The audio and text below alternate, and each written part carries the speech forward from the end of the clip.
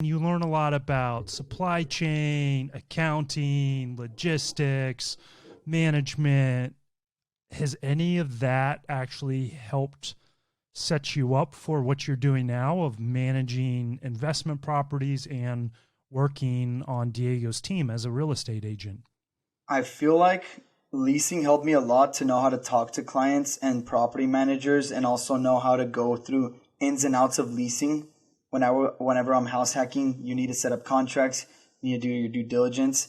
Now, on the international business side of things, I really think that helped me kind of know how to talk to people because in international business, you're dealing with clients from all over the world.